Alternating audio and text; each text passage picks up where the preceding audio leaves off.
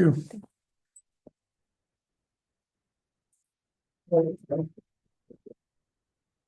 It has been a tradition of this conference to have keynote speakers that are slightly outside the area of cognitive neuropsychology. Now, why do you wonder why Alfonso Caramazza, who details the record of talks in this conference, is called on stage now? I think there are many reasons for this.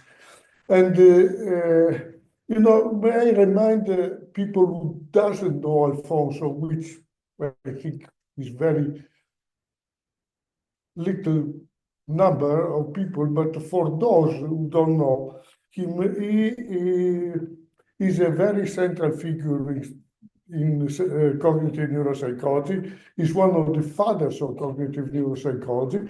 He started as a student in Montreal, his academic career, but then he moved to Johns Hopkins, where he climbed very quickly the ranks to full professor, to land eventually in Harvard, where he presently works. He has published everything on neuropsychology and has been the top editor of Cognitive Neuropsychology. And I think we need to be reminded about what neuropsychology is. That is said the truth, because in this conference, in the past years, somebody or most of the people started forgetting about what cognitive neuropsychology is. And I think Alfonso will do a great job in bringing back to the mainstream of cognitive neuropsychology this place. So, Alfonso, please.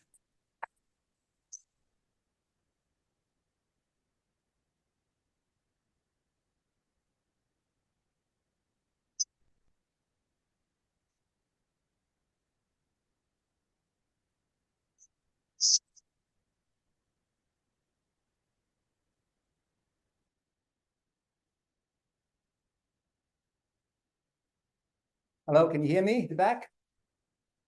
Yeah, thank you. Thank you for inviting me to this workshop. I'm honored. But if you were to sort of measure the level of excitement, then you could measure being honored versus being happy. I think happy would have it. I haven't had the chance to come to these meetings, and perhaps along the way I will say why. So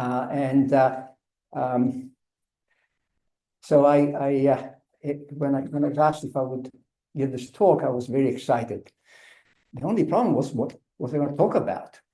I mean, I wanted to come, then I had to come up with something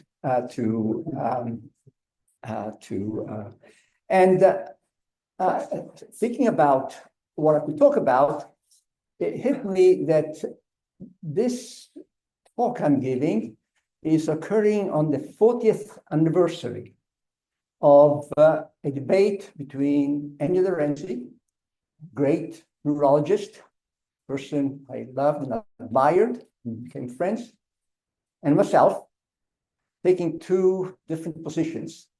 Ennio was defending group studies in neuropsychology, and I was saying that stuff was going to go nowhere if the challenge was to try and come up with a theory of cognitive processing.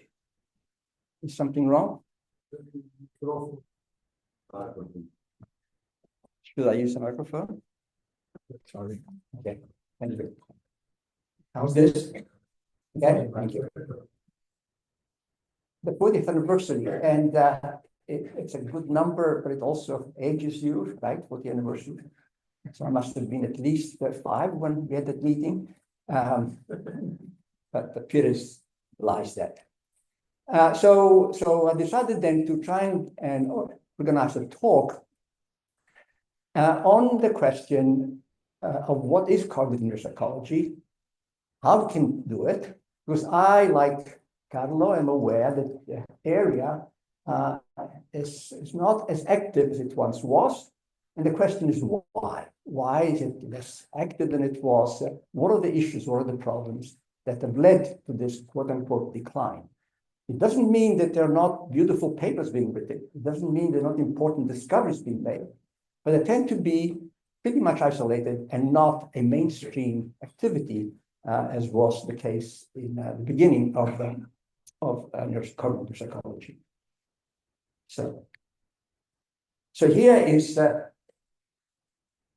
a summary of what the topics I'm going to cover. So first of all, a distinction between neuropsychology and cognitive neuropsychology. I'm going to try and draw a distinction that I think most of you will agree with.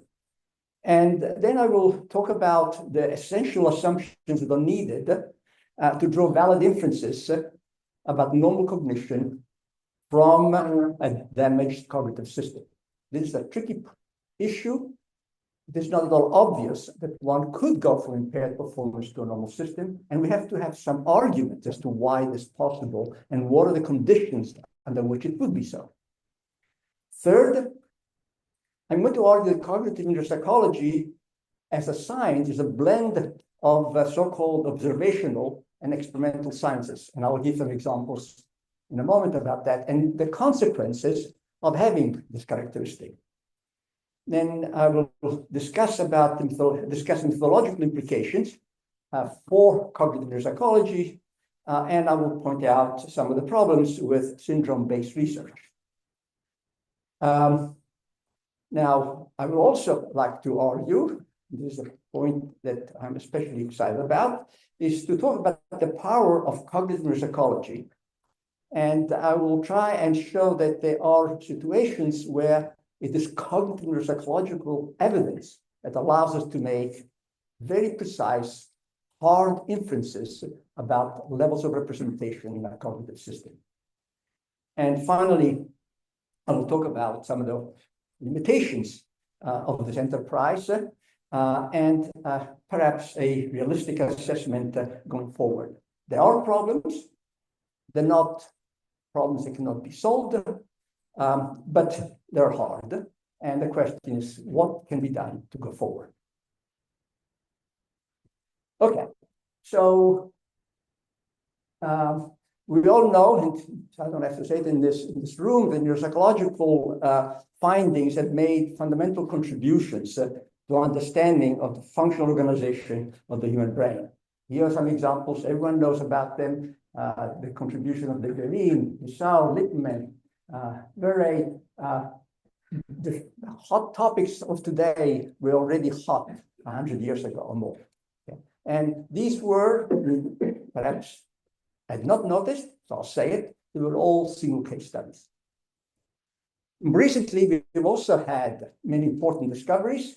And here we have patient HM, moving slowly. We've had WJ, a split brain patient, KF, Tim Shallis and Elizabeth Warrington, akinetopsia by Zeal and colleagues, and visual agnosia, sparing ability to grasp objects by Mel Goodale and Milner. So neuropsychology has made important contributions, and the question is, under what conditions can this happen? Okay. So what is cognitive neuropsychology? And it's neuropsychology obviously inseparably links brain and mind. So those are people who say cognitive psychology is anti-brain, it's just not a simple nonsense. The data are paired. The single observations you make are always pairs of information about the behavior and information about the brain structures, which then give rise to behavior. And the depth of analysis of one of these two aspects of this duality define then different interests and opportunity. So if you're interested more in the brain, then you will put greater emphasis on that dimension. If you're interested more in the underlying functional machinery, then you focus more on behavior and the underlying cognitive mechanisms. And then, of course, opportunity. why it will become clear shortly. As I said, neuropsychology is a mixture of observational and experimental science, and as an observational science, it operates with findings. And findings are not things that we create, findings are things that nature gives us. And if nature doesn't give us that experiment, then we are unlucky. There's nothing we can do about it. If nature gives us a mess, well, we're getting unlucky. So findings is what is important. And the question is, how do we figure out a way of bringing together the experimental parts with the observational parts? So one approach in this big enterprise is cognitive neuropsychology. And this is a study of performance of brain damaged individuals or individuals with congenital deficits. The objective is to infer the structure and nature of normal perceptual, motor, cognitive linguistic processes. That is the objective. And it is cognitive science as practiced, if you will, through the study of discoverable brain-induced changes in behavior. It is the functional characterization of the brain.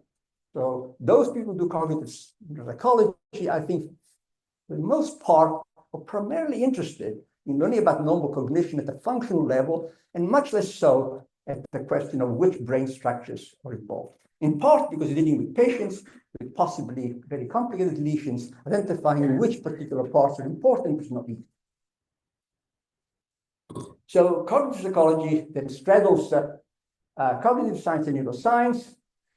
As I just said, its feet are more firmly planted on the cognitive side, but when it becomes cognitive neuroscience, in the measure to which meaningful links can be made between identified cognitive mechanisms and brain structures. So cognitive science and cognitive science are not enemies, they're simply different aspects of a very complex process, and it depends on what your interests are, which part you will emphasize.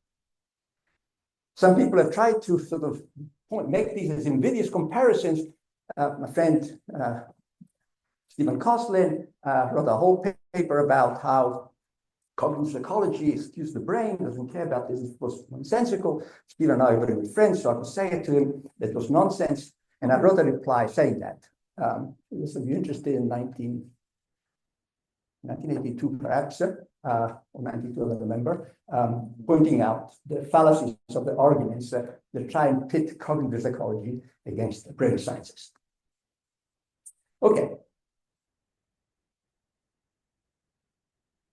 So, but what is cognitive neuropsychology and what is the cognitive find? And I think that the dominant paradigm in psychology is that the mind-brain is an information processing system. And just to illustrate the complexity of it, a simple example, you see a picture and you produce a sentence. You say the track is being towed by the bus. And the question is, what is going on inside the head? And as you can see, the number of things that you have to deal with is very large. These things, these kinds of skills, these kinds of computations are distributed in the brain. So a lesion in different parts of the brain will result in an impairment in difficulty. Is this a pointer also? Oh, there it is. Thank you. All of these things anyone can go wrong, affecting the behavior.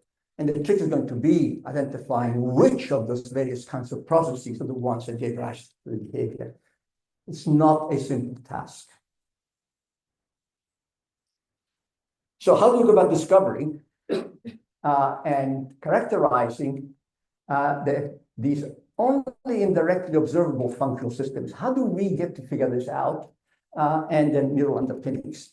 And I'm going to use as a platform a very well-known graphic and diagram from a book by Marr. I'm sure you've heard of Marr. And he tried to say what are the different components involved in a cognitive theory and a brain theory, and he distinguished between a computational level theory, a very high level analysis, and an algorithm level representation. And this is the nitty-gritty aspect where you deal with, if I have a model, say, of sentence production, I have to be able to say, what are the specific sounds, specific words, specific elements, and in what I process those things. That is the way in which psychology thinks of itself as being interested in. And of course, then the question is, how do you implement this? So what you're implementing are these very specific kinds of operations. A theory of the brain is not a theory of the mind until it can deal and give concrete answers to these kinds of questions. So there is no possibility of a neuroscience, a meaningful neuroscience of human abilities like language or perception until we articulate what this level of processing looks like. Okay, so this is the algorithm level and the hardware implementation level. These are two sides of the same coin. One is how do you implement the particular computations that you specify. But note, please, again, that those of you who, some of you, or anyone who thinks that the important stuff is happening over here, there's nothing interesting happening here until you know what the stuff is that it's doing. Okay? So the collaboration has to take place, and the level of detail that you have to have at the functional level cannot be less specific than the one you seek for in the brain. There's no possible articulation of a theoretical claim of the brain without what it does. And this is what cognitive psychology aims for, or at least my version of cognitive psychology. I shouldn't be a capitalist here or an emperor and say, this is the way things are. I'm just telling you the way I think they should be, they ought to be. You may disagree, and I hope you do, and hope that you will challenge me later. Incidentally, parentheses, I didn't ask the organizers. I hate giving talks.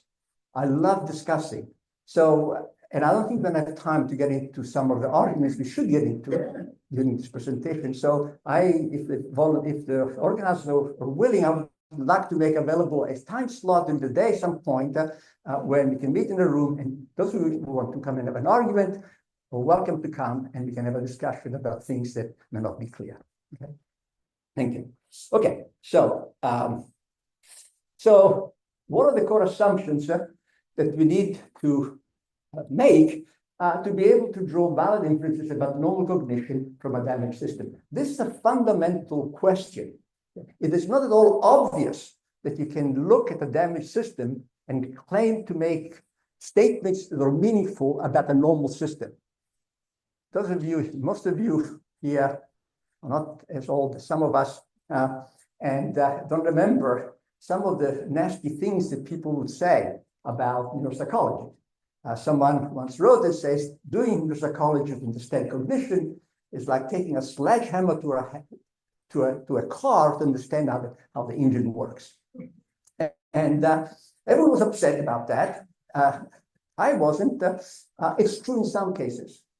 That it is true depending on this when we get to the question of nature's contribution to the enterprise. It is true that sometimes the nature of the deficit is so massive, is so destructive of the structures that we cannot, or our minds are not, our computation is powerful enough to be able to pull out the gems that will be there. We cannot do it. Okay. However, in their arrogance, criticizing the field, they did not read the literature and see that, in fact, there were many, many discoveries in the 19th century and 20th century that made important claims about the nature of cognition from the study of brain damaged subjects. Okay, so I'll go back. Okay, so this is essentially my talk is this. So I'm going to talk about the core assumptions we need. Then I'm going to talk about the characteristics of cognitive psychology. I already mentioned this, that it is a bizarre, strange discipline. Perhaps none are exactly like it. We'll see if I can convince you of that. I will talk about some methodological implications. What kind of studies one can do when one is dealing with brain damage systems. I will give one simple example of the power of CN, an example where neuropsychological data provides an answer to a question that we have not been able to come up with from the study of normal performance of individuals. It's the situations where the psychological data poses a challenge to existing theories and favors an alternative theory. So this is the kind of stuff that I think ultimately we would like to have cognitive psychology be all about. And finally, I will talk about some of the limitations of this enterprise and some assessment of how it can go forward. A big challenge. I don't know if I'll be able to do all of this in the time allotted to me, but please bear with me. I'll try. And that ugly thing at the top there is blocking. Okay, in typical, you should move it. Thank you. Some people cannot read it right. You need anything? Oh, I could have done it. Posso giù?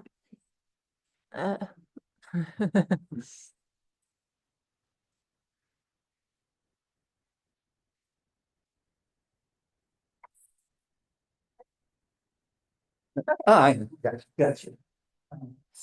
Okay, so in a typical experiment in psychology, many of you are familiar with this. I'll do it. It's a good shorthand way of putting together the basic assumptions.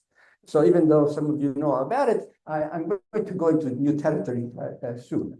So when you do an experiment in cognitive psychology, what you're doing is you have some hypothesis, some theory, you have a cognitive system, you're testing, whatever that is, and you do an experiment and you make observations. You collect data, reaction time, errors, whatever it is that you collected. And you do that experiment, you have what I call experimental conditions. And you do the experiment in a particular way. So you may show stimulus for a brief exposure because time is important in the theorizing of this machine. You may do it by exposing the stimulus to the right visual field versus the left visual field because there are a number of very specific things that you do that your theory dictates you control for, and these are I will call conditions C. And that's how we do experiments in cognitive psychology. Now, when cognitive psychology wanted to do research like cognitive psychology, it tried to do the same thing. And so we have now a very similar looking function. We have observations, and we have mental conditions, and we have a model, a theory. Now notice that I put an asterisk next to an O and an M, and the reason is that those things, these two things, this object here and this object here, are not normal cognitive processes. And you have to ask yourself the question, if they are not normal cognitive processes, how on earth do we get back to the underlying machinery in the normal system? And we make assumptions.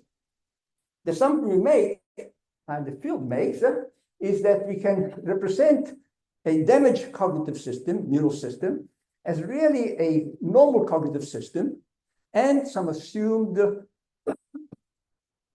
values, called L, and these are the lesions to the system. So now if I have the normal cognitive system and some lesion, then I can explain the behavior observed. Alternatively, given this behavior, I can try and reconstruct what is going on in the system, both to try and test my theory as well as the function. So L, in this case, is a specifiable modification of that. In the measure to which it is specifiable, then we have a productive system, something that can be useful. So this is the situation that we're dealing with. We have the normal cognitive system, we have a lesion in the system, functional, and we have control conditions. We can experiment with the patient, and this gives rise to the behavior that is impaired in the patient. So this is the situation we have. And in this paradigm, the experimenter contributes the experimental conditions, C, and nature contributes conditions L. This is an experiment of nature. This is a fundamental idea. I hope you will think about it, because if you accept that these are experiments of nature, then the nature of the problem we have is of a particular sort, and we can address it, hopefully, through our analysis of the situation. And what I mean by experiments of nature is that there are two manipulations. This is what humans put in the enterprise, experimenters put in the enterprise. This is what nature puts in the pot. And now to be able to get to M, we have to go through this process. So we can then get back to the normal cognitive system, even though we're looking at impaired performance, given these assumptions. And we have to say what assumptions are they, what they look like, and what can we do with them. Okay, so now note that the lesion L in this relationship is both an anatomical and a functional entity. And this is the beauty, if you will, that allows us to make links between the nature of the damage to the brain and the functional lesion in the theory. If you cannot make that pairing, then enterprise fails. Now, LA, the anatomical L, it used to be you had to wait for the patient to die to be able to do it. When people like Cocaine did it, they had to wait for post-mortem analysis. Today, we have tools, instruments that are amazingly precise in what the lesion in the patient is. This is what the damage is in the patient. For the most part, we try and make some relationship between physical changes in the brain and some complex analysis of behavior. But note that perhaps the link is not always a simple direct one. It's not if the lesion is here, all that you need to worry about what this lesion is doing. But you know, for those of you who love Luria, like I do, and Brad Mahon, who talks about it often, and so on, you understand that in fact the contributing factor to the behavior is not just the lesion that you're looking at, but the areas it is connected with and which are affected by the damaged part. Okay, so the functional lesion, that's the one where we're going to focus on. That's the more complicated one. And the functional lesion can be inferred through appropriately detailed studies that we make, all kinds of experiments we make. And we have to, or we try to understand what level of computation is involved that gives rise to the behavior. And we do this by putting together the modifications of a normal theory of a cognitive domain. So if you're looking at visual recognition, you have a theory of how perception, we recognize, say, objects. The question then becomes, given the theory that you have of cognitive processing, perceptual processing, you look at the internal structure, and the question becomes, what modifications to that structure can you make? Obviously, you can see the other way that if you can't make a reasonable transformation to that theory, then your theory is probably wrong. Okay, so it's already one suggestion that if we don't have, we're not able to. Now, of course, the limitation could be ours. We're not smart enough to think of a way to get to it. But in principle, the claim is that if we cannot reconstruct back to the theoretical claim you're making, then there's something wrong with the theory. Okay. So now I've argued that this requires making certain assumptions on the part of the experimenters. And my friends were trying to discourage me from going into this, but I'm rather obstinate. And I think that it's important to discuss what I've called in previous writings the transparency assumption. This is an assumption you have to make, whether you like it or not, to be able to claim that the data from damaged system can speak to normal cognitive system. And this assumption, I've written about it, has two parts to it. Okay? One part is what I call the conservation condition. And I know some people will start challenging it, but let's just say what it is. It says the damage does not result in the creation of new processing procedures that are not specifiable functions of existing normal processes. Okay? If what it does is creates a normal system that is not a specifiable transformation of the existing system, then those cases will not be interesting or possible for us. We will not be able to understand the structure of the normal system. Okay. The second assumption that we make is what I call the local modification assumption. And this is, it says that the damage is not so complex as to render it opaque to interpretation. This is a very pragmatic, simple kind of claim. What it says is if the damage is so massive that everything is messed up, okay, it would take a god to be able to piece together all the pieces that you have to try and reconstruct the normal system. Analogy, take a glass, you drop it, and you drop it very high so that it's lots of acceleration, it breaks up into tiny, especially this crystal, into tiny bits. And then I say to you, could you please assemble it back into the glass? Forget it. Now, if I drop it from a different height, say from here, then it will break again, but there'll be some parts. The break will not be so massive that it's possible to reconstruct the system. And in fact, we can use that to reconstruct the physical properties of the object, the strength of the different parts and the like. These two conditions have to hold for the enterprise to be sufficient. If you don't believe that these assumptions hold, then you shouldn't be doing cognitive neuropsychology. And that you have no choice. These are the things that make it possible to go from A to B. If you break the link from A to B, then there's no way to get from A to B.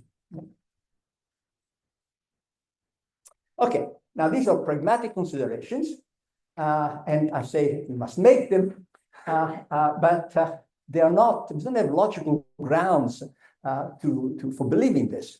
It's not that I can say to you, of course, it's going to be like this. And yet, here are the logical arguments. Nonsense. That's not the case. We do it because it seems to work. The justification for this is given by the success or failure of the process. In the measure to which we are successful in constructing plausible theories, then we say that our assumptions hold. If we're not able to do that, then it's very likely that assumptions are wrong. Okay. Now, one obvious implication of this is that not every violation of the local modification condition is going to be suitable for research. So if the damage is so massive that it's hard to try and figure out the interactions among the various components, then it's just unlucky for us. But again, these are things that happen to individual patients. These are not claims we're making in absolute. What we're saying is the arguments that you need to make are these. But then any particular individual you study may or may not satisfy these conditions. Okay. So now, a core property of cognitive psychology already said is that we're working with experiments of nature.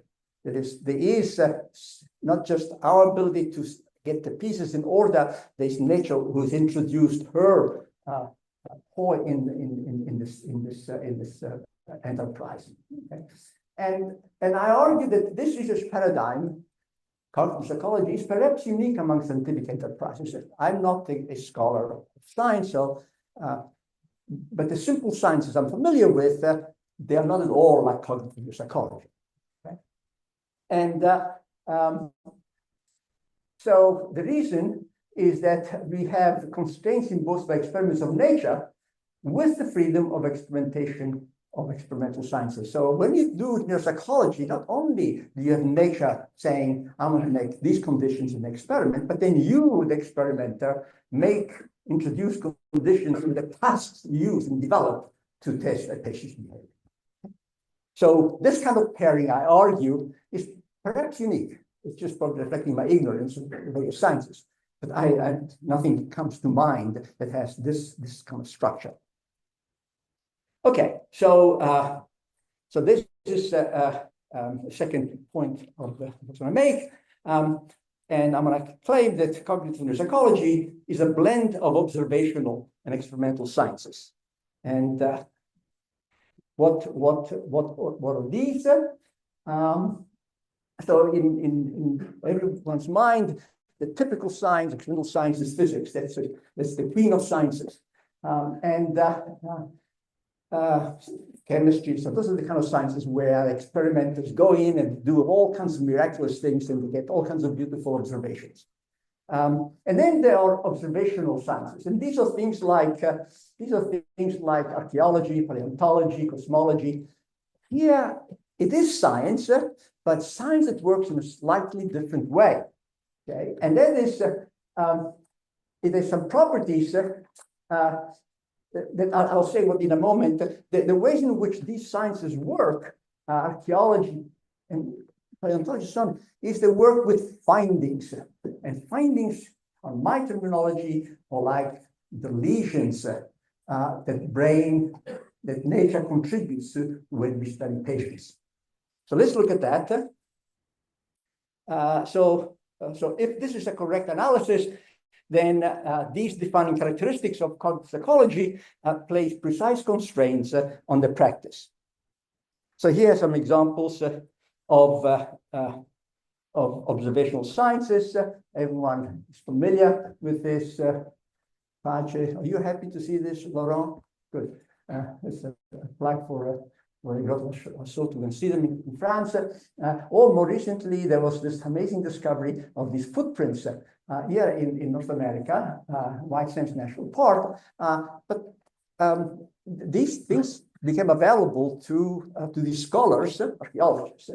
And here is something from paleontology. Okay, this is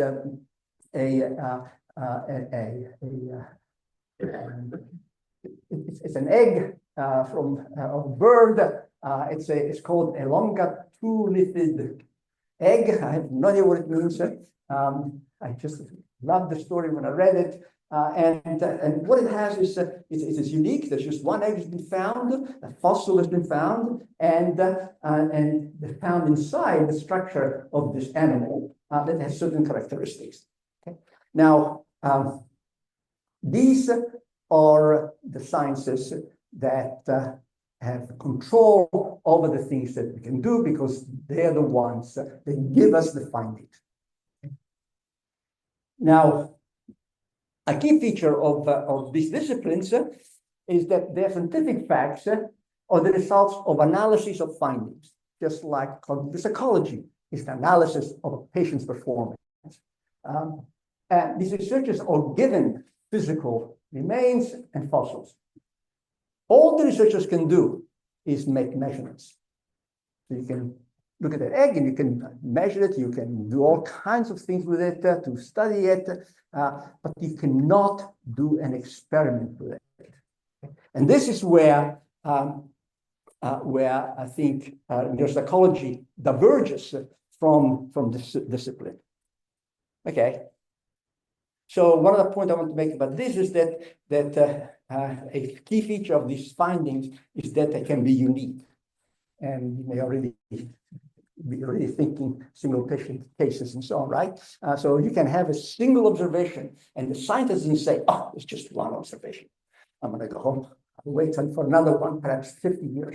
And there'll be another finding that will allow you to develop your theory. But humans are smart enough to try and analyze the situation, even when it is just a single instance, if you are sufficiently smart to try and analyze it at the right level. Okay.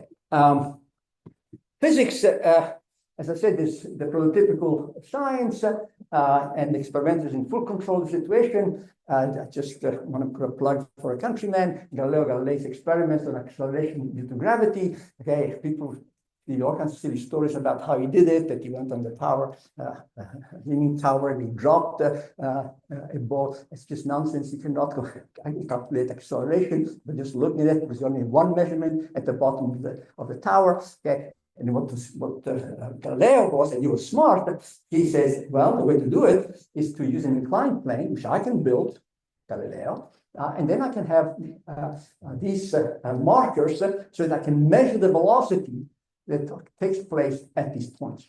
And from this, I can calculate acceleration. Okay. I love this kind of science. The science that is simple and brilliant and a simple idea. And why didn't people think of it before him? Okay. And just simple insights are the stuff that makes, I think, science beautiful. Okay, so if all the Galileo had was the ball at this point and then the measurement at this point, that would not give him acceleration. Okay, so why am I using this example? because you're looking inside. I want to use this idea that to look inside the mind, the brain, is a necessary requirement to make claims about the nature of representations that we have. And I'll give a concrete example more later. Okay, so cognitive psychology differs both from prototypical experimental and prototypical observational sciences. It's like paleontology and archaeology deals with findings, and it's like physics because we can do experiments with patients. Okay, that's one of the amazing opportunities that we have. We could have been unlucky. No, we're lucky because now we have a patient come and we ask him to read words that are 8 letters long and words that are 4 letters long. Yes, manipulation. It turns out that when 8 letters long can read them fine, when they're 4 letters long cannot read them. Okay, and he said that's a nonsensical finding. It's not true. It can be a finding. A 4-letter word will have many enemies and friends, whereas an 8-letter word will have few. And perhaps the mechanism at play is something as exotic as how much competition you have. Okay, so the experimenter, neuropsychologist, can do experiments just like a physicist can. Okay. So cognitive psychology combines these characteristics and makes it unlike, as I said, classical sciences. Now, nothing comes for free. That is, if you agree that this analysis of the situation is reasonable, okay, then there are certain methodological implications that follow from these types of observations. And the one consequence is that syndrome-based research cannot be used to make claims about the internal functioning of cognitive mechanisms, very precise aspects of cognitive process. This does not say one cannot do syndrome-based research. One can. It depends on the questions one is trying to answer. Okay? I'm not going to get into debate about is there good to do group studies with neuropsychological patients? I'm not going to get into it because it depends on your interests. Okay? I happen to be interested in how the mind works, how, going back to the example from Marr, about the algorithm level characterization of the processes we engage in when we perceive an object, when we name an object, when we use a sentence. Okay? To do that, there are certain constraints. So what happened? Okay, so this is now, yeah, that's what I am. So this is one of the methodological implications and the problem with syndrome-based research. So I'll just spend a little time doing it. I have no idea how much time I have, but I know I'm very behind. Oh, there's like, okay, I have time. I have another hour. I'll tell you some jokes. Yeah. Okay, all right. Okay, so I knew this was not an easy talk to give. I apologize, but I feel that for the younger people who are not familiar with these kinds of issues, that it's important to be clear, to just spell it out in disgustingly precise detail if you want people to understand what the arguments are and to disagree. Agree with something they understand. Okay, so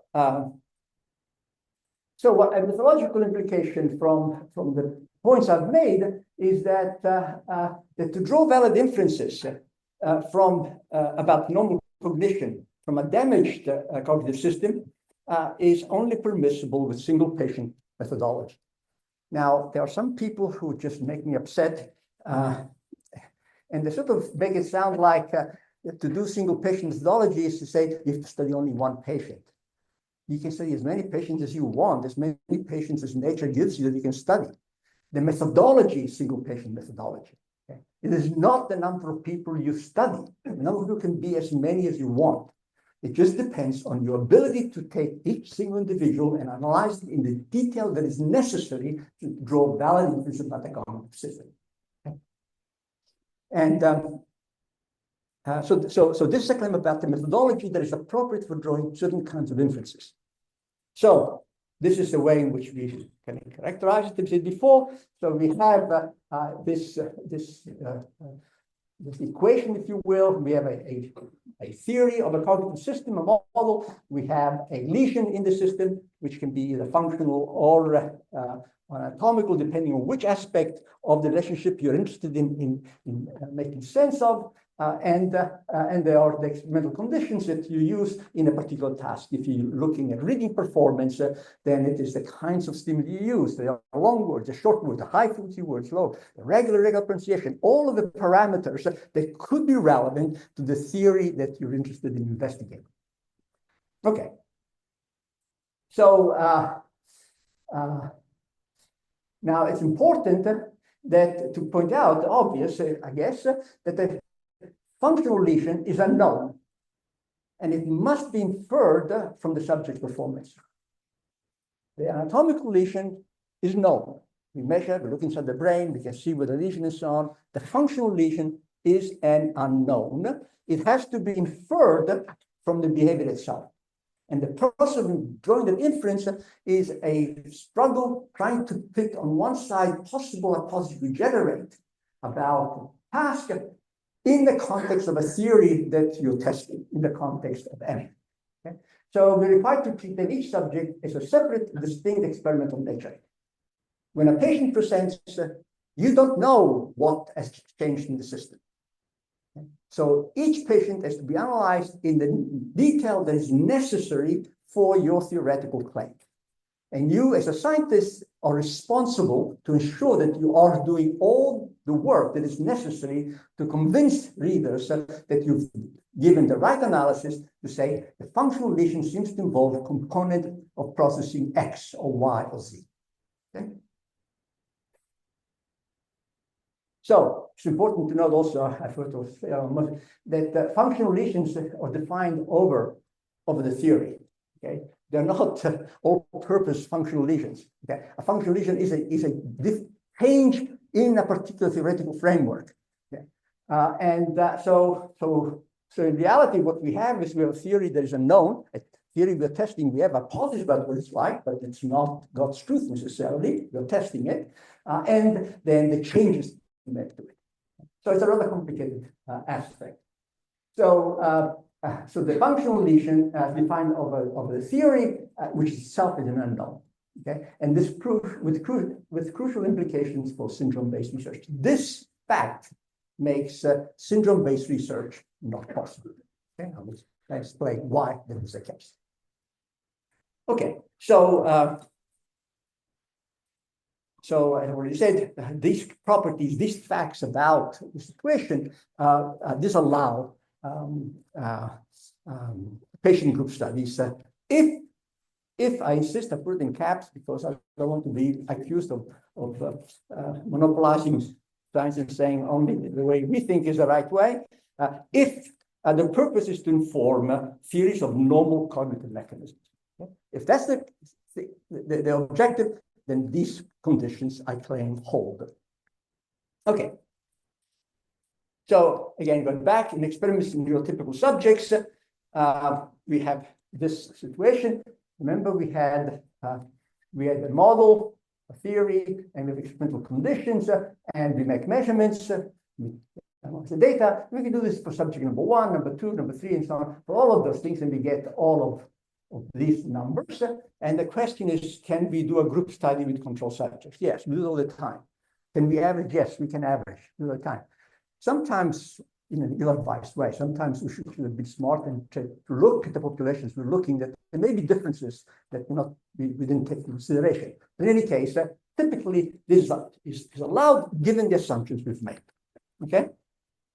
So the assumptions, all m's are equal. That's what I elsewhere called universality assumption. I've been criticized for that, but you all make it some assumption, even though you don't say it, okay, because you're trying to draw inferences about human minds, not drawing inferences about Joe's human mind, okay? And if you try to make claims that is general to the population of interest to you, then you have to make the assumption of universality, okay? Whether you like it or not. It's pushy. It comes with age, okay? The other thing we have here is that all C's are equal because we control this, right? We made these conditions. Now notice that if we don't do that, we make a mess. So if this subject was shown a stimulus for 50 milliseconds, this one for 218 milliseconds, this one for half a day. Okay. I mean, if you do that kind of manipulation that way, the things are not equivalent, and the experiment is nonsensical. It cannot average across subjects. Now, this is not something that I'm inventing. Those of you who are interested in some of this stuff, Laplace, who, along with Legendre, so the fellow who did the mathematical analysis of the creation of the mean, of the average, when he had the proof that the average is a better estimate of the location of a heavenly body from many observations, he also said that that was only true if the observations we made, the points we were looking at, were tokens of the same type. In other words, they had to be looking at the same star. If they're looking at different stars, the average doesn't give you a better estimate of the location of the star, okay? And the same thing applies here. You can't just say, because I average, I'm going to get a better estimate. No, that's nonsense. You only get a better estimate if all the items in there are tokens of the same type. But we don't know that because we don't know that there is an L, that there is a functional lesion there that is not under our control. That is the problem that we face. Okay, so now if we now describe the situation the way we go back to a possible group study, what you see is that for patients, we have a normal theory, a model of the system. We have experimental conditions that we are very careful to make sure that they're the same ones, okay? And then we have functional lesions, L1 to Ln, with the problem that L1 through N is not something we put in. So we have no idea what it is. Okay. And how do we get to know what L is? Well, we get to know what L is by trying to work back from these observations and this theory and any observation we have to try and infer how can I change this system to get this behavior that is different from normal behavior.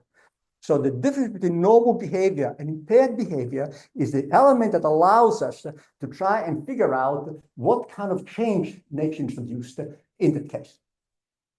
Now note that that change only makes sense, and I can interpret it if I know what this N is. I don't know what N is, I'm testing it, and so I could have had the wrong theory. So this is a way in which we can test theories of normal cognition. And if we fail to specify a functional lesion to explain this behavior, then this theory cannot be right. Okay, so, but this can only be done for each patient individually. Patients to come in, we have to look at the behavior of the patient, and then we have to do all of this work. Now you see already, those of you, I'm sorry I'm slow behind, I guess I'm going too slow. You see already, okay, why cognitive psychology is a difficult discipline to have. Right? It is because we have to do all of this difficult work and we need the collaboration of nature. Okay? And she's fickle sometimes and doesn't give us the experiments we want. Okay? The point, again, is very simple. Because we're dealing with a situation where we don't control certain changes in the system, we have to do special control. All right. So, and solution, enter syndromes. I'm not going to go into this in detail because it's a bit complicated and I don't want to be booed, being so pedantic, but excuse me.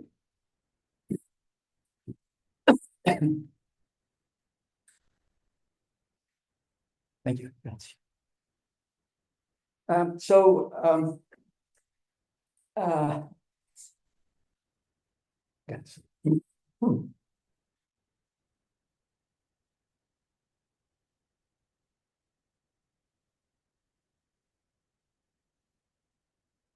So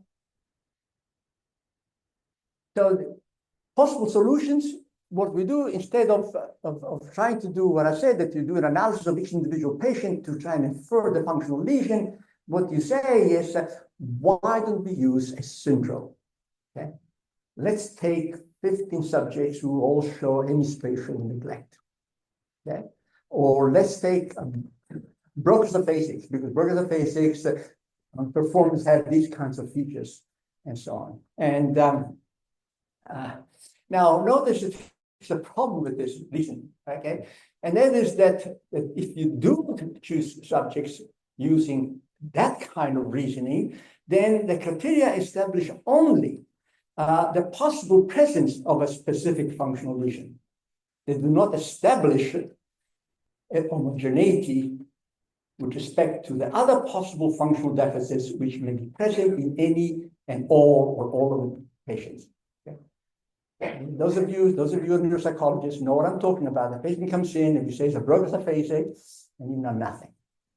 And I did that. I had to write a paper apologizing for saying silly things about broken aphasia. That is, a broken aphasic is just this aspiration for a group, for a type. It is not something meaningful. Okay? You take a broken aphasic and they will differ on many little things. And some of those little things that you think are important could be information about how the patients are different at some level of analysis. So, and you can get into this later if it's an interest.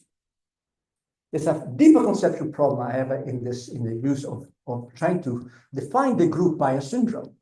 Okay, and then there's a sleight of hand that we engage in.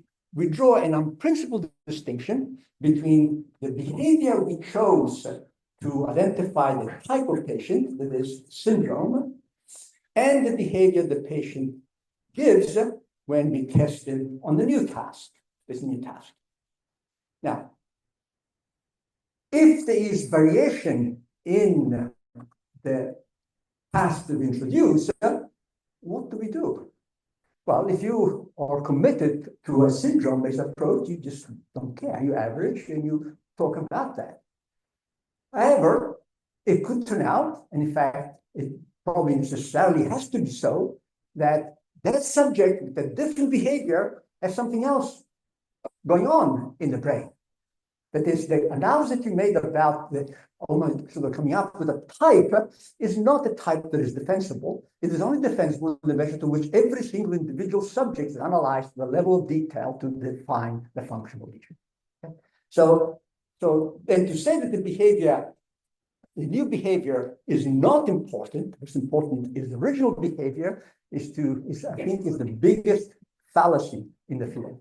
It is what has allowed the field to continue with the group studies with impunity, essentially. But also, I argue and apologize, I don't mean to be mean. I come from America, we have Trump. I mean, I don't want to be mean, but we have to say what could be learned from a group study that doesn't establish that equality. Okay? And I think all of us can sit through this and know that it doesn't make any sense. But I'll be happy to get into discussion if it's time later. If not, at the meeting that I hope to organize, where we can have some discussion. Am I going over time? What's the time? How many? Okay. So then I will do some skipping. I will just go to a positive aspect having to do with what we can learn. One example we can learn from individual patient analysis. Okay, so and this is an example right here: the power of cognitive psychology. An example from lexical access introduction. And actually, I did quite a bit of work on this. And for those of you that know, Kevin Shapiro is in the room. He's right here. He's my former undergraduate. His first paper was while he was still an undergraduate. And then he did 85 more papers, mostly his work, and I got some credit. Don't be always, those of us, the professors, right? And so people want to discuss some of these issues. Kevin Shapiro is back. Let's look at one example and then perhaps that example, and then I'll just draw some conclusions. So here is a simplified theory of the lexical system. So you have a semantic node, and then you have what a theorist of Mayfeld argued that you have a level representation called a lemma node. It's a lexical node, and this lexical node is syntactically specified. It has a syntactic value. It can be a noun, it can be a verb, it can be whatever. Okay? And then this lexical node then access to what they call lexemes, and they can be all lexemes, orthographic lexemes, or they can be phonological lexemes. So I can get access to the sound chair or to the spelling chair. Okay? So these are two different lexical representations, and then I get the segments. So this is one theory about how the mind is organized. And here's an alternative theory that says, no, too many lemmas. By the way, I pronounce lemma funny, and my wife is always pointing out that L-E-M-U-R, I think, it's also pronounced lemma, or the way I pronounce lemma. I mispronounce it, I don't know very good pronouncing it. Okay, so we can look at some tasks with brain damaged subjects, and we look at reading versus writing. We can manipulate word class of the word, and we can manipulate the word form, homonyms. So homonyms are beautiful words because they are exactly the same form, but they're different in meaning, they're different in grammatical form in some cases. And so we can manipulate those objects. We can disentangle, if you will, the different levels of representation involved in lexical processing. And we can do this in a reading and writing task. And so many years ago, in prehistory, in 1990, R.G. Hillis and I wrote a paper where we reported a patient who had the following behavioral profile. So the patient was asked to read these words, and the patient looked at this and says, radio, with confidence, vehicle, motor, moccasin, shoes, leopard, rhinoceros, pink, yellow. And then he would say, okay, record, this is radio, and then he continues, you play them on a phonograph can also mean notes you take and keep. Okay. This is the most beautiful data. One of the most, I have a number of beautiful data that I always like to show students. This is one of the ones that just sort of floor you, okay? Now, anyone can see immediately the power of this dissociation, right? And you can see that, in fact, that this is saying that the patient is not able to access the lexical form to produce, but got to the right meaning. So whatever theory you're going to construct of lexical processing has to build in the possibility of this kind of outcome. But this is a case of a single patient who makes this kind of. But we can actually go a little bit further. So we know at this point that errors occur at the output stage. The patient knows the meaning. It's just something that he cannot do and produce in accessing the correct lexical form. Okay, so if you now look at oral analytic production of homonyms, okay, words that again that can be nouns or verbs, one meaning, the other meaning, but have exactly the same form. I'll give some examples. So here is a patient has to read, in this case, reading is given a sentence like this, and patient looks at it and silence, and then he's supposed to say play. Okay, and looks at this sentence, and then there's play. And notice what we've done here is we've constructed a context where now the word play is either a noun or a verb. But the phonological part, the orthographic part, they're identical. The only thing is something that you compute in the process of reading and writing. So you're accessing a level of representation that is independent of these particular characteristics. And the patient can do this task also in writing. You say, I like the play very much, write play. The subject is shown this, there's a gap, he's supposed to write play.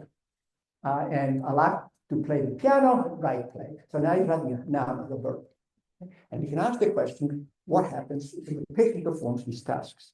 And I wouldn't be telling you if I didn't know the answer. The answer is miraculous. The answer is miraculous. What it shows is that patient HW has difficulties in speaking, but primarily verbs. And patient SJD has trouble writing, but primarily verbs.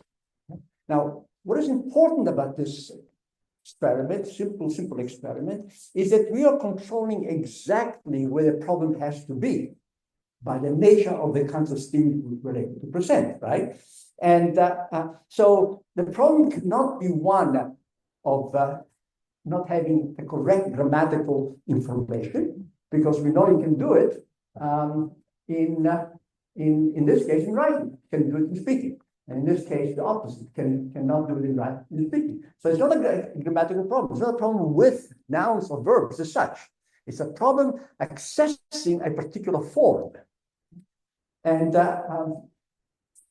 so this allows us to make certain conclusions about the kind of architecture that is possible. Now, notice in my title of my talk, I'm almost done, but I'm going to skip the second half. The title of my talk, if you remember, I say you have to break it to see inside, and this is what I meant by that. You have to break it to be able to get a peek inside the system, which normally we cannot, right? And so an architecture of this type cannot account for these errors, because if the problem were occurring at the level of the lemma, then all of them should be affected. So it must be occurring at this level, but at this level, they're no longer nouns or verbs. They are sounds or written forms. So this architecture is falsified. This is the kind of contribution the neuropsychology can make. It doesn't happen to us very frequently. Not every experiment of nature is beautifully designed the way she designed this one. Okay? But this, in principle, is the kind of stuff that we can do. I show this because it's relatively easy to show. There are many other cases we can talk about that where the inference may be a bit more complex, but the logic is identical. Okay. All right, I'm almost done. Okay, so just to those of you who sort of look at patients perhaps more from some other perspective, and we're interested in perhaps in the more clinical aspects. So this is a patient with a primary progressive aphasia, MML, and you can see the patient at years post-diagnosis was performing quite well in writing nouns and in writing verbs and in speaking nouns, but they had a problem with speaking verbs. And look what happened in the period of 2.5 years. The patient went from being able to perform somewhat in the production of verbs in the modality essentially to zero ability. Okay. This kind of dissociation is a kind of dissociation that we all love to have. That is where the effect is so clear and the variables of interest are also clear. So the patient's performance was stable across all the other components, and this was a selective deficit in this particular. All right, so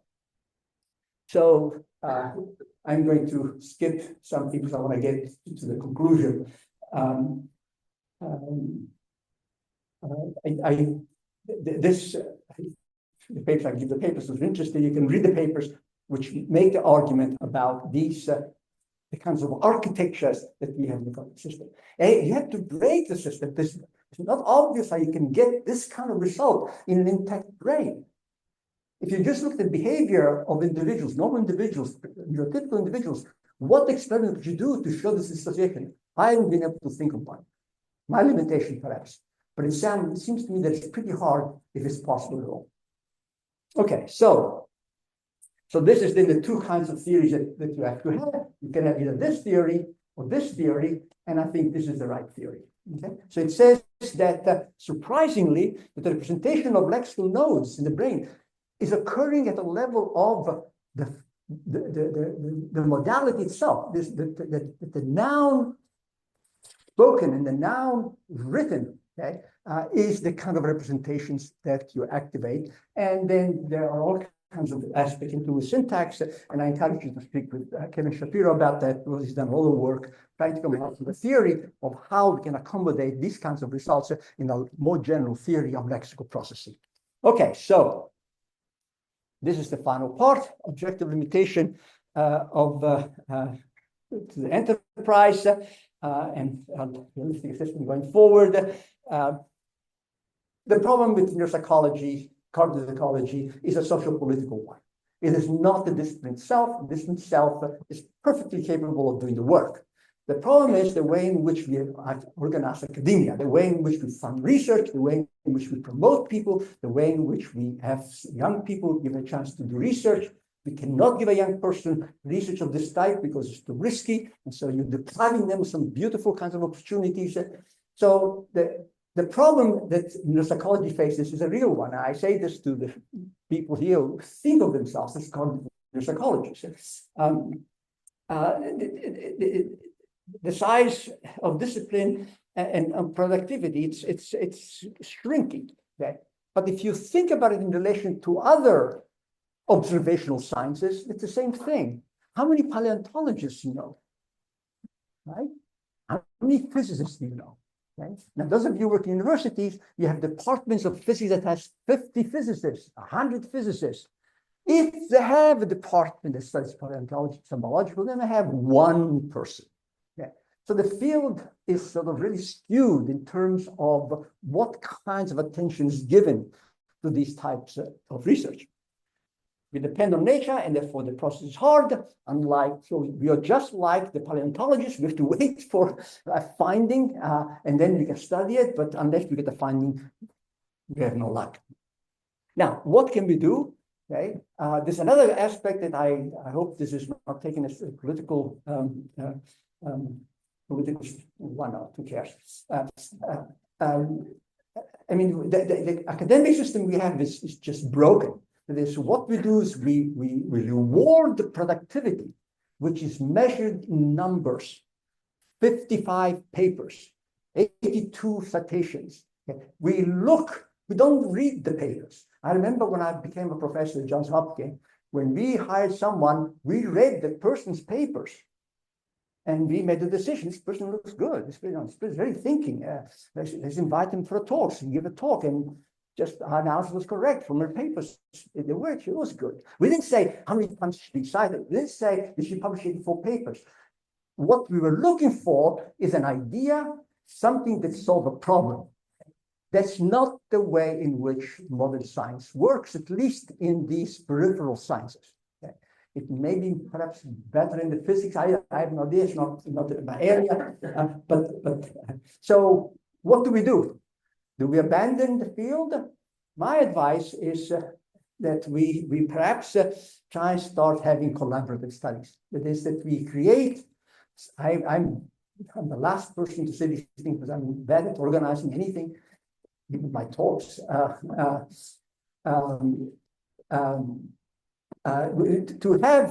find a way to share cases, to collaborate. If you have a question about, I publish a patient X, and the patient is willing to test it again, and you have a hypothesis, okay, let's collaborate, let's do the test, let's see what happens. So perhaps we can try and change the field to some degree in that way. We also perhaps can try and be more aggressive in trying to go to the novel literature and talk about our research in the novel literature. Okay, so I'm done, I think. Yes, I'm done. Just I want to thank a number of people who have made my life easy. I've been amazingly lucky to have had collaborators like these, and I think, you know, some of them, Archie Hillis, Gabriele Micheli, Brenda Rapp, Marco McCloskey, Kevin Shapiro's in the back there, Michele Miozzo, Jennifer Shelton, and Gazura is my good friend at Gazura, with whom we disagreed on almost everything. Bill Bellica, Doriana Callan, Isaac Capasso, Sedak Bik, young scientists. Some of you, I think Fabrizio knows about her, who to ask me about Sedak. She's a great young scientist. Rita Bird, Marcello Iacona, Nino Capitani, Cristina Romani, Gilles Van der Score, fantastic guy. Brad Bowen, with Gilles and Brad, we only did 1 or 2 experiments, but with Gilles, we had perhaps one subject, we did 150 experiments. And Tim Challis. Why is Tim Challis here? You may wonder. Why is Tim Challis? I'm thinking Tim Challis because Tim Challis always disagreed with me, right? So he would ask these questions that he thought were brilliant, whatever, and I had to try to answer, and we would fight. And it was the greatest thing you could do to attack me, right? Because then I had to come up with an answer. And sometimes my answers were not clear, they were not right. I mean, I didn't present it correctly. I was sure I was right, and so I wrote a paper to say Tim was wrong. Those of you who know about our exchanges in the literature, but they were motivated by a disagreement, a question. Okay? And I hope that all of you will engage in this kind of exchange. Agreeing doesn't provide information that I don't already have. Disagreeing raises the bar and forces you to come up with an argument. So please do it. Okay, thank you.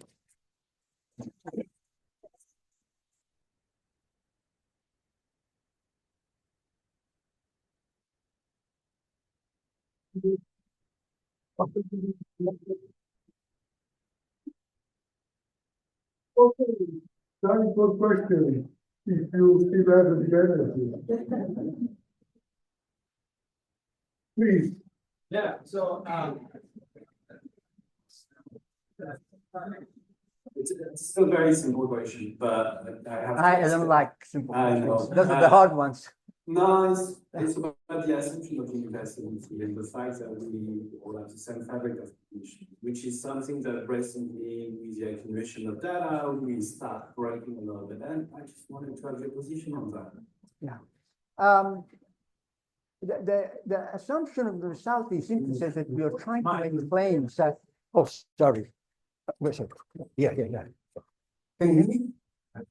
Okay. The assumption of universality is something that you all make. You make it too. You can do a group study without doing that. Okay. And if you look at your imaging or whatever you do, you always look at the group. Okay. So you have to make an assumption. Now, there are problems with the assumption.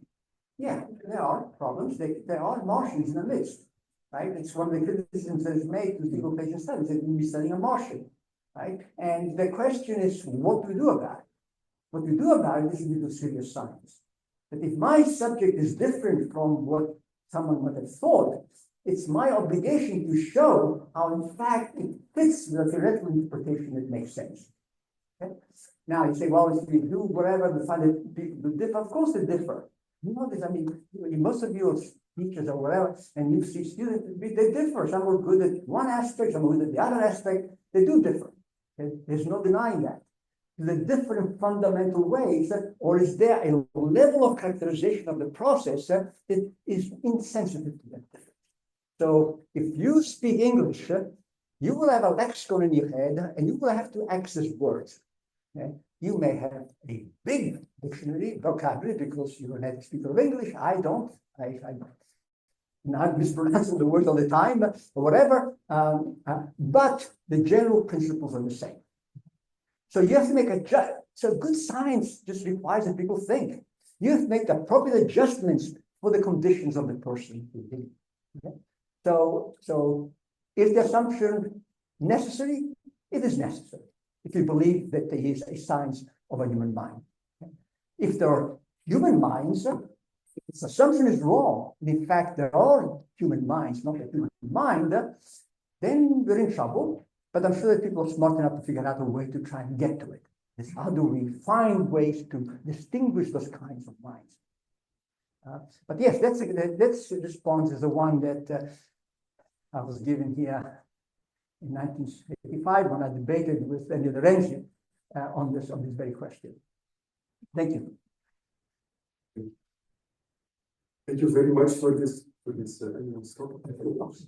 I have another question. I once spoke with a neurologist who was specialized in epilepsy, and he also spoke about the claims and the assumptions that we made. And he said, in order to study the functioning of human brains in neuropsychology, you can only look to patients with functional deficits, like with epilepsy, because there the tissue is not damaged, and you have a temporal dysfunction of the brain, and then you can derive in a pure form what the brain and the function of the brain, how it relates to behavior. What's your position on this?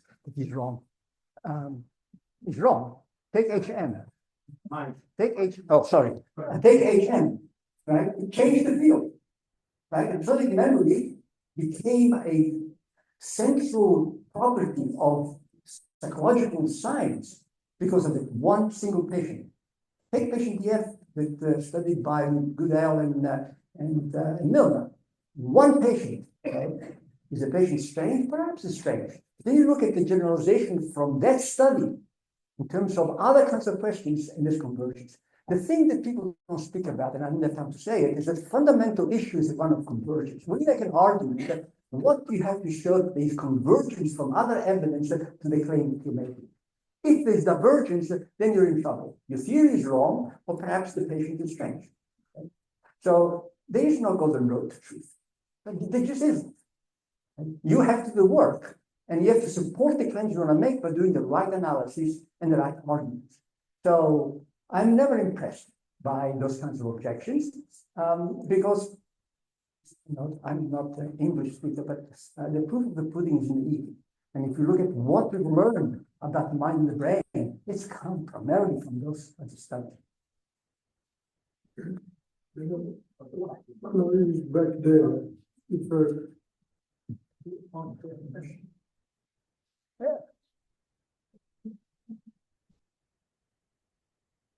Okay, so thank you very much for the talk. It's hard to criticize a giant, so it's also risky. I agree with you on one point. Does it make it easier? Sorry? Does it make it easier? Yeah, yeah. Okay. No, it's more intellectual times. So I agree with you on one point. We are in trouble. So I have two remarks that I'd like to point out. One is more a personal and human thing that somehow I would have appreciated not having the letter L, like lesion, because lesion is an object, but rather using the letter P as a patient. And I think we learn a lot also from cognitive neuropsychology, also in this human exchange that it plays out. But it's not really a criticism, but the main point, so don't really No, I do say P, I don't but say it's L. mostly L's. No, L is the lesion. Yeah, L is the lesion. Yeah, my suggestion would be to use P as patients, but because every lesion is different, every patient is different, every human being is different, and that's why we're in trouble. But anyway, so the main point I want to make, it's about somehow about the title. So it's to break to see inside, and for me is as cognitive neuroscientist, for me the main problem is that we see the brain from outside. So and for instance, what Buzaki was suggested in fantastic neurophysiology, you probably read the book, and the brain from inside out. And I think that the real main challenge for us is to try to define cognitive operations, but not using the literature of linguists or whatever we're using, like lemma, or even the notion of representation, or the notion of information from channel theory, but really going from inside. And that's really for me the main challenge that needs to bridge the level 2 and level 3 of the demand that you finally brought up there. And I think that needs sort of a revision also there with its 2 levels of algorithm and implementation are tightly linked, and actually it's the same thing. So you can't solve the one without the other. That's what also you were saying. But I think that really the trick is to find a way to define cognitive operation in such a way that it makes sense for the brain to solve them, given the constraints of the brain physiology. And this is probably also why we are all in troubles. Well, Can you hear me? Yeah.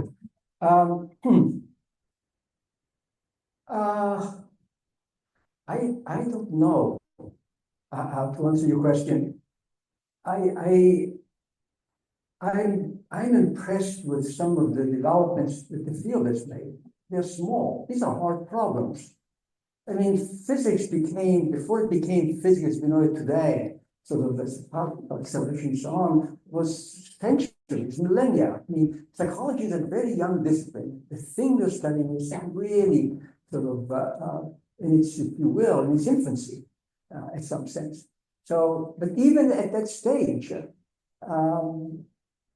it's amazing what has been learned. So we know, for example, not to use my own research, I'll use the stuff from Mel Goodale and Milner. We know that when you perceive something, you may have a subjective experience of the thing that is incorrect. You don't see it correctly, and then your hand knows what to do. Okay? Now, that's an amazing result. Now you say, well, you know, I don't know what you want to say about that, but that finding, that result, is shaped the field and allows us many very difficult questions about how the cognitive system and the brain are organized. So, is it the case that to be able to get a diamond, we have to have many other things in the pot? Yeah, okay. Good science is not all science is good. Some science is junk science. We do it all the time, right?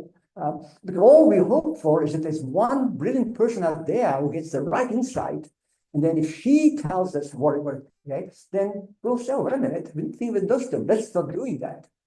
And you've seen this, I just give example of HM, I give example of EF.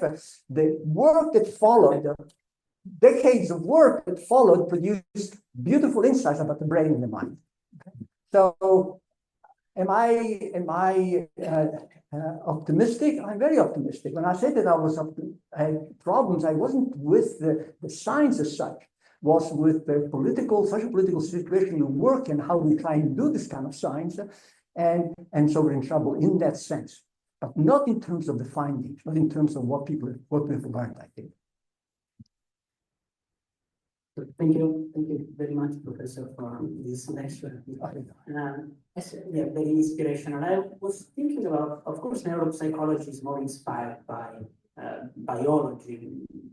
Of course, in biology, we have these fine-grained models with highly detailed components, while if I look at physics, for instance, we have theory, the very abstract theory, in which I don't care about the fine details of a model. Like in mechanical statistics, I don't care about the movement of the single atom, but the movement of the entire system. So I was wondering if you think that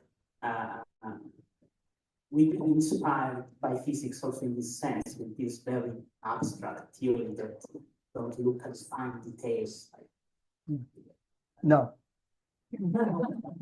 I mean, how long did it take them to get there? Oh, sorry.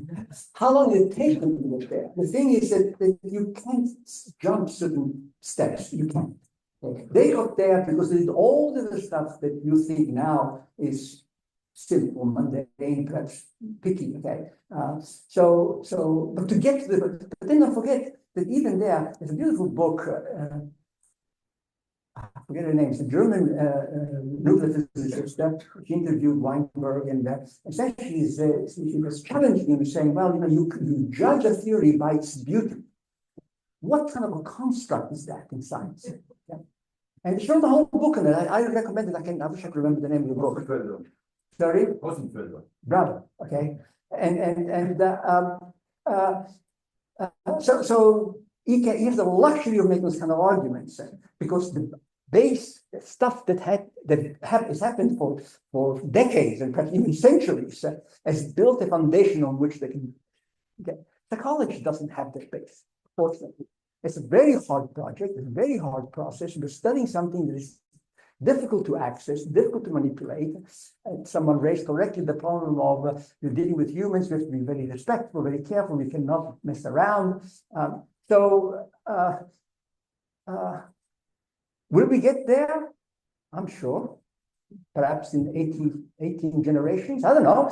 At some point, we will figure enough about what is going on to have that level of abstraction. At this point, I think that we have to work with the concrete stuff where we can make sense.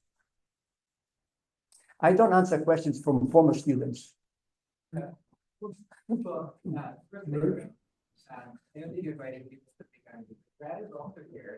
I know. Please, speak louder, please.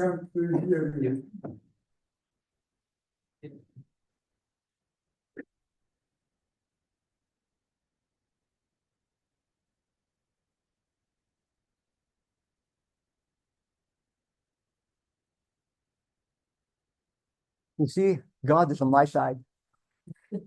Nature is on my side. She broke my. So the second thing is that I wanted to push a little bit on the universality assumption on the study of syndromes or groups. Now, you might say, and I think I have the answer to this question, right? I have one answer to this question. You might say, well, maybe I'm not interested in normal cognition. I'm interested in understanding the syndrome. So I'm interested in understanding Broca's theta, or I'm interested in understanding autism, for example, and how that differs from the normal population. And I then make the assumption of universality in this population. And does that mean that I can study this population and make inferences about the population? And I think you might use the universality assumption that way, but I think that the problem here is that the syndrome is defined in that table there at the level of observations. and not at the level of functional or anatomical lesions. Perhaps anatomical lesions in the case of prototypical, although you could argue that even there, you still know the precise correlation between anatomy and function, and so you can't actually make that assumption at the lesion level or the functional and anatomical stage level. But if you have a syndrome that's defined purely at the level of the observation, like autism, it really also doesn't make sense to do a group study because you don't really know what it is that you're studying. So there may be many reasons at previous levels for arriving at a particular observation. And I don't know that we have a basis for concluding that all of the individuals that you study who produce a particular observation have the same mechanisms by which that observation is produced. Did I say that? I didn't say that, right? I said you have to make an assumption that you're studying the same kind of thing. Will there be deviations? Yes, of course. Will there be a Martian in the midst? Yes. In fact, I didn't finish my talk. Okay. So one of the criticisms that people make is that we're studying Martians. These beautiful cases are not representative of. So those are potential issues, undoubtedly. And so for example, we didn't know that this person had a developmental disorder of some sort, X, that was masked. When we did the study, we did not consider that. So it's not a simple field. It's a clean thing. Okay? That said, once you know that the guy had a condition when he was 2 years old that changed things, okay, then your responsibility as a scientist is to show how that change, together with other things you're looking at, give rise to the behavior of that person. Okay? So is this person's mind like yours? It all depends what you mean, like. And I think that the level of detail that we are capable of is going to become more and more precise as we learn more about individuals. So could it be that we look at a pattern of behavior with lesion 1, the same pattern of behavior with lesion 2? What do we do with that? Well, there are such cases. Perhaps there are. Does this mean that the brain's person was organized in some way different from whatever? All of those are real difficult questions. Okay? But none of them are interesting until you make a claim about what it is that you're trying to say. And to make the initial claim, you have to do a detailed analysis of the individual. There's no way around it. If you can think of a way around it, I'll be happy. But the very examples you use suggest that it is based on individual cases, right? So that shows that, in fact, the analysis of the individual, it doesn't promise to say that everyone's going to be the same. Not at all. We make that assumption sort of provisionally to motivate our reason, so that if you do a study and I do a study, I say, okay, well, we studied and we try and use your data, and I try not to assume that your case is bizarre. Now, it could have been, in which case we would create problems for the theories, for discussion, but that's okay. That's the world. That's the real world, right? You can't avoid that. And then when the problem arises, you have to solve it. You meaning the field, meaning the people who believe in that particular theory or whatever. So I don't think I've heard an argument against the universality assumption. Universality, by the way, should be put in quotation marks because we're all different one from the other. And when I write to say in relevant respects, now it doesn't all work that in relevant respects. Okay, and that is equivalence at a level of description that is not so fine-grained that we find differences. And then of course, as our science becomes more and more precise, as analysis becoming more and more precise, then those differences may emerge. But then at that point, we will know what to do with them. Okay? Because there isn't the context of a worked-out theory about the level of representation, say, or processing in the population you're studying. So, no golden road to truth. It's messy, it's complicated, but you're never going to get there if you take the wrong path. So, yeah. A very short question, and I hope a very short answer, because our team wants to. No, okay. Okay, I give the answer now. So imagine, I make the question in a very general manner, so I have a very precise example in mind. Imagine you have a group study, okay, a group of patients with a syndrome, okay? And through the screening task, you are able to individuate two subgroups, which are different on some features of the screening task. Would you accept this initial differentiation as a reasonable and acceptable intermediate step for single case study in the way you define single case? Yeah. I mean, this is not a dictatorship. I'm not Trump. Oh, sorry. Yes. You remember the word pragmatic? Yeah. There several times. Okay, these are not logical. They're logical arguments about certain kinds of inferences, but they're embedded in a pragmatic framework where you make assumptions as well as you can, test as well as you can, and then you try and exploit whatever opportunities are available to you. Okay? There's one thing that I have to say. I had to stop doing cognitive neuropsychology in 1992, where NIH refused to review my grants. Guess why? I had grants from NIH every year, multiple grants. I was funding people in Italy with the grants. Because I was doing single patient studies. And NIH decided that NIH is interested in health, and they don't care about one individual task. Now, of course, it's a total misapplication to what we're doing, but so I've not had a chance to do neuropsychology. But when I see a patient, I mean, this joy because all the work that we have to do, right? We have these little bits of behavior, we have to try and make sense of them. Right? And that's the best exercise for thinking, is the best exercise for all of us, especially for young people. We should encourage them to look at these things. So, We needed to Tim, answer with a note of disagreement, and we were told to better ask than Tim. I agree with nearly 90% of what you had to say, but it is that you conflate functional syndrome studies based on the group studies. But the come out of that expression. Group studies can be neurologically based on brain anatomy, as you recommend. That was the Renzi's position. Correlation between behavior and dorsal basic lesions. It's in these massive groups. We just published something like latest medicines, 300 patients. But this shows very nice features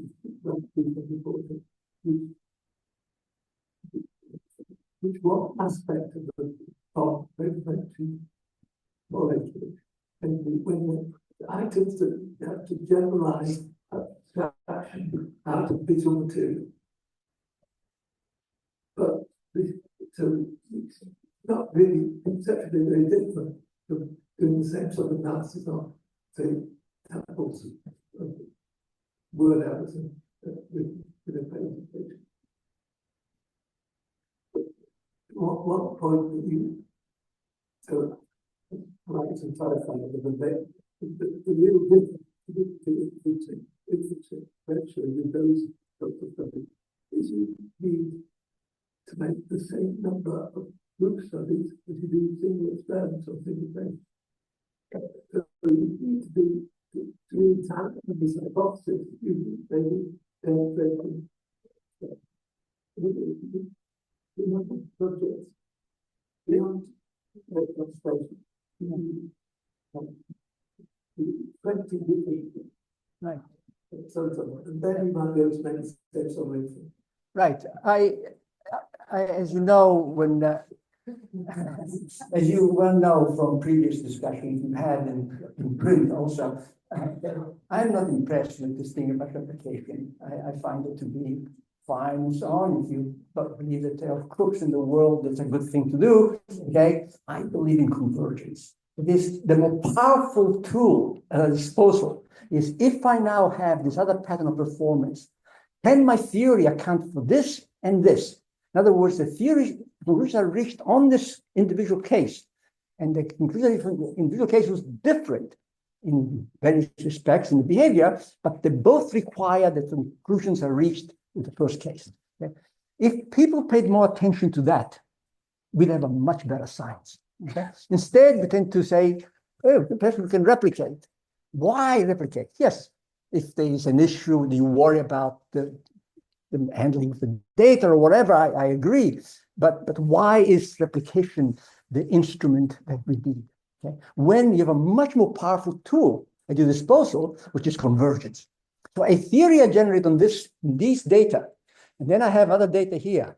And these new data, I come up with a theory on the basis of these data, cannot account for this.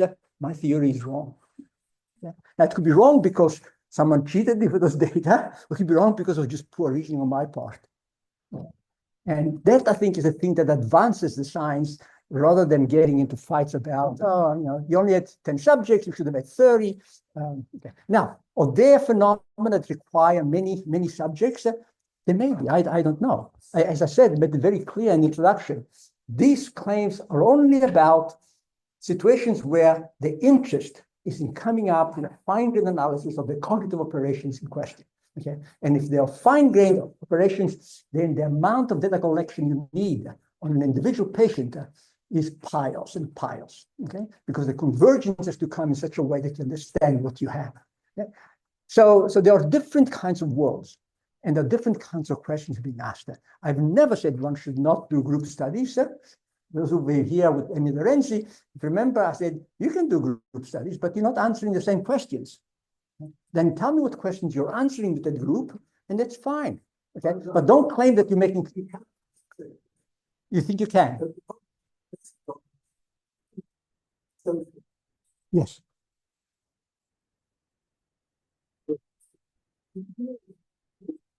Right. Right. Yeah, I agree. Yeah, I agree. I mean, as I said, the fundamental problem we have is social-political. I don't think that it is intellectual. I don't think it has to do with whether we have the resources available. Oh, Jesus. Okay. Now you guys know that I have a reputation of being a bit of a scatterbrain. I know. Okay, it's true. Forget everything. I even forget insults. People insult me and then I forget, and then go back to being friends. No, I think that there are many different kinds of questions. I did not want to say that the issues that are applicable to what I was saying generalized to other cases. I didn't want to say that. Are there cases where we can use or require to use group studies? I'm sure there are. And I haven't thought about that, but I'm sure there are. I'm afraid that we must stop. Okay. One last thing. Alfonso kindly agreed to debate with people and sometimes second. I'll let you know tomorrow which time.